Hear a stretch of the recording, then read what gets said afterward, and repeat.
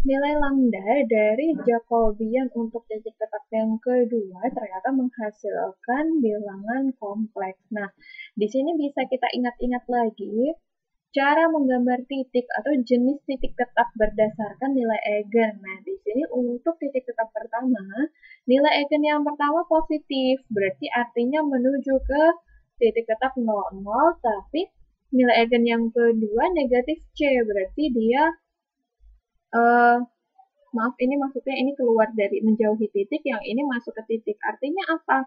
Yang satu menjauhi, yang satu mendekati, berarti dia merupakan titik saddle. Berbeda dengan lambda yang bagian sini, dia bilangan kompleks. Nah, kalau bilangan kompleks, dia pastilah berupa center. Atau dengan cara lain, bisa juga kita tentukan nilai trace dari matriks Jacobian J dan nilai determinan dari matriks Jacobian J. Nah, ini saya pakai untuk titik tetap yang kedua ya, sehingga hasil yang dihasilkan ternyata trace-nya 0 dan determinannya itu A kali C, di mana koefisien A dan C ini dua-duanya positif, dan besarannya artinya lebih besar dari 0. Nah, berarti titik tetapnya merupakan titik tetap yang center, artinya dikelilingi. Nah, jadi bisa kita gambar nih, tadi titik tetap yang pertama 0,0 di sini ya, kemudian yang satu C per D dan A per B. Berarti di sini X-nya C per D, Y-nya A per B. Nah, titik ini dia center. Oke, berarti dikelilingi. Nah, perputarannya kemana? Berarti kita lihat. Nah, untuk titik ini berarti kan yang pertama ini menyebabkan Y dotnya 0. Dapat dari mana? Yaitu dengan mensubstitusi nilai X sama dengan C per D ke persamaan yang ada di awal tadi ke model. Nah, berarti akan menghasilkan Y dot yang positif. Nah, kalau Y dotnya positif, berarti arahnya tinggal ke kanan atau ke kiri ya. Berarti ambil cek satu bilangan di sini, cek nilai dx dt-nya atau x dotnya. Kemudian cek bilangan di sini. Nanti cek dx per dt-nya, arahnya kemana, tinggal ke kanan atau ke kiri. Ke kanan kalau positif, ke kiri kalau negatif. Begitu pula untuk sumbu yang ada di sini. Ini nilai Y sama dengan A per B. Masukkan ke model.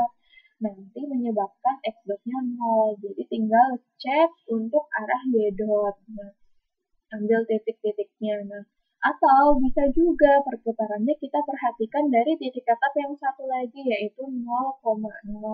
Nah, di sini bisa dengan mudah dicek kalau misalkan nilai X-nya 0, tetapi Y-nya tidak 0, katakanlah 1 gitu ya. Kita coba perhatikan modelnya lagi. Nah, tadi kita mau cobakan X-nya 0, Y-nya 1. Untuk yang persamaan 1, ini 0, berarti X dotnya 0 ya.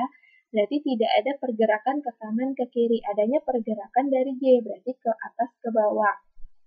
Berarti tadi kita asumsikan X-nya 0. Oh, ini habis nih. Y-nya 1. Berarti minus C. Oke, berarti dx dt-nya atau X dotnya negatif. Kalau X dot negatif, Y dot negatif arahnya kemana? Ke bawah ya. Sehingga untuk pengambilan titik 0,1 berarti titik di daerah sini itu arahnya ke bawah. Kemudian karena dia sadel, tadi titik 0,0 berarti dibelokkan ke kanan. Nah, taunya dibelokkan ke kanan, berarti kalian bisa coba cek titik di sini. Berapa itu, Bu? Ya, X-nya 1 gitu ya. Y-nya yang 0. Kita lihat lagi. X-nya 1, Y-nya 0. Berarti tinggal A saja ya. Berarti X dotnya positif. Kalau X dot positif arahnya ke kanan. Makanya tadi dibelokkan ke kanan. Di sini Y dotnya 0 ya. Tidak ada pergerakan ke atas dan ke bawah.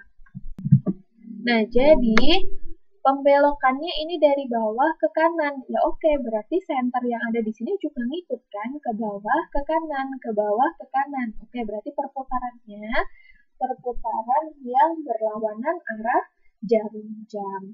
Nah, di sini bisa kalian perhatikan nanti maksudnya seperti apa kalau gambarnya seperti ini gitu ya. Kita coba analisis dengan menggunakan kata-kata berdasarkan kasus yang diteliti. Nah, di sini bisa diperhatikan kesimpulan yang pertama, Pada kondisi stabil, populasi mangsa sebanyak C/D tidak dipengaruhi oleh laju pertumbuhan dan laju kematiannya sendiri. Kita perhatikan populasi mangsa. Mangsa tadi yang X atau Y ya. Nah, populasi mangsa itu kan yang X. Berarti X yang sama dengan C/D tadi menyebabkan nilai Y dotnya 0 ya. Jadi, dia tidak dipengaruhi oleh laju pertumbuhan dan laju kematian mangsa itu sendiri. Begitu pula pada kondisi stabil, populasi pemangsa yang sebanyak A/B juga tidak dipengaruhi oleh laju pertumbuhan dan laju kematiannya sendiri. Karena kondisi stabil itu berada pas banget di titik tetap yang center tadi, dia berputar stabil di situ.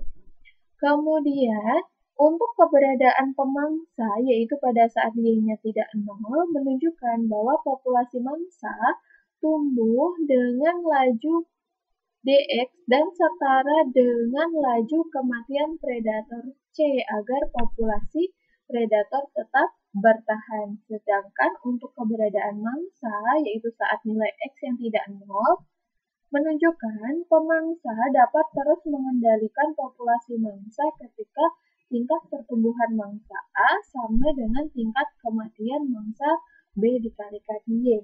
Nah, dalam jangka waktu yang panjang, jumlah populasi mangsa dan pemangsa berosilasi di sekitar titik tetap yang kedua tadi.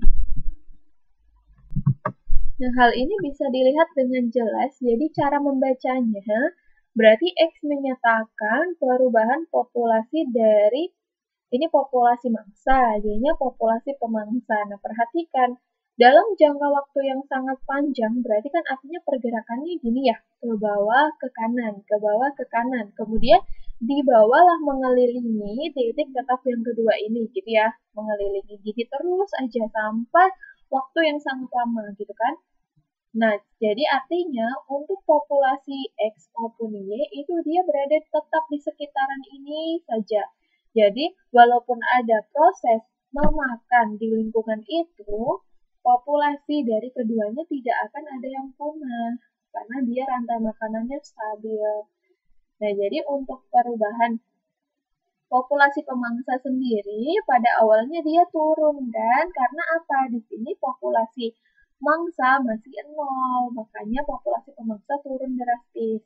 Nah, seiring berjalannya waktu kan populasi mangsanya itu bisa berkembang. Di sini diberikan mangsa, diberikan makanan. Nah, dan makanannya itu sendiri bisa berkembang biak sehingga bisa menyebabkan pertumbuhan Y yang semakin lama akan semakin naik juga di sini. Nah, kenaikannya mungkin tidak bisa naik sangat tinggi, melainkan kenaikannya berputar di sekitar titik tetap Y, yaitu di sekitar nilai upper B. Untuk banyaknya mangsa, dia yang awalnya bisa berkembang biak, lama-lama dia akan berkurang, gitu kan? Berkurangnya berapa ya? Karena tadi kan perputarannya ke sini ya, berarti dia balik lagi ke sini kan? Nah, berkurang, kemudian bertambah lagi, berkurang, bertambah lagi di sekitar nilai C/D. Banyaknya populasi X, ini banyaknya populasi Y.